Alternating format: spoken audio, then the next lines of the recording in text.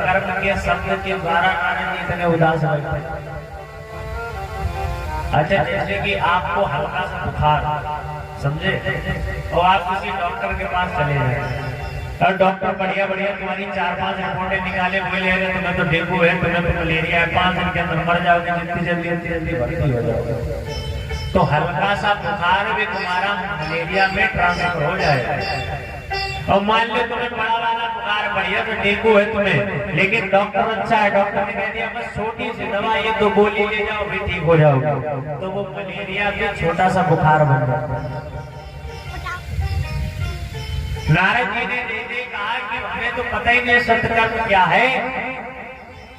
तो चारों जो भाई हैं, सनक, सनातन, सनातन, सनत कुमार, उन्होंने कहा महाराज चिंता करने की कोई आवश्यकता नहीं है।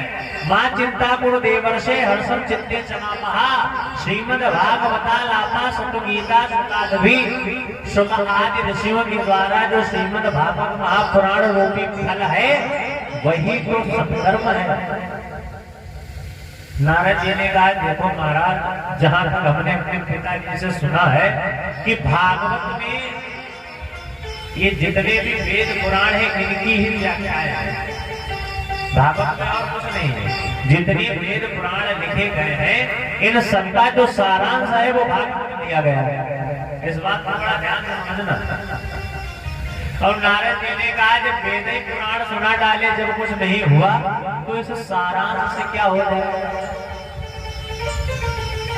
बड़े बड़े जब ग्रंथ सुना डाले, बड़ी बड़ी जब दवाई निकाली जब कुछ नहीं हुआ तो एक कमली प्लान की गोली बताओ कैसे बुखार उतारे।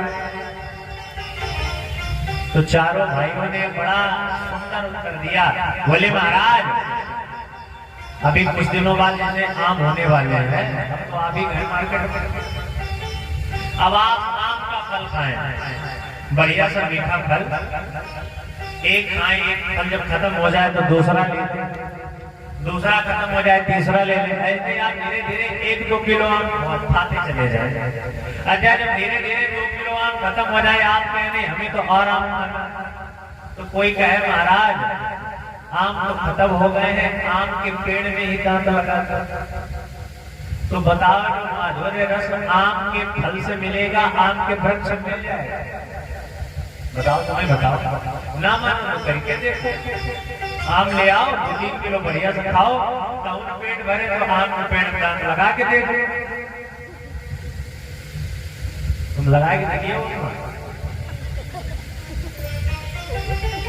जिस प्रकार से हमारा आप जानते हैं कि शक्कर जो होती है मीठी होती है, लेकिन जो कार्य शक्कर के द्वारा किए जाते हैं तो बताओ गन्ने के द्वारा किए जाते हैं, गन्ने से ही शक्कर बनती है, लेकिन जो कार्य शक्कर करेगी वो गन्ना नहीं कर सकता।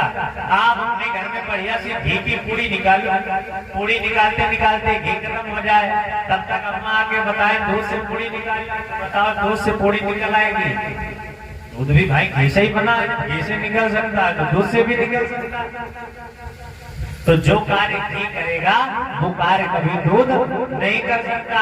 उसी प्रकार से जो कार्य श्रीमद् भागवत महापुराण करेगी वो कार्य बड़े बड़े वेद उपनिषद नहीं कर सकते। विधिवत प्रकार समझाया, कहा कि आप केवल भगवान के गुणानुवादों को गाइए, समझ लीजिए दो के दोनों जो ज्ञान वैराग्य अपने आप ही नवयुवत अवस्था में प्राप्त हो जाएंगे।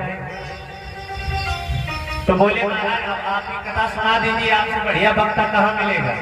तो बोले कथा होनी कहाँ चाहिए? देखिए कथा कराने से पहले कथा का स्थान देखा जाए। स्थान क्या है?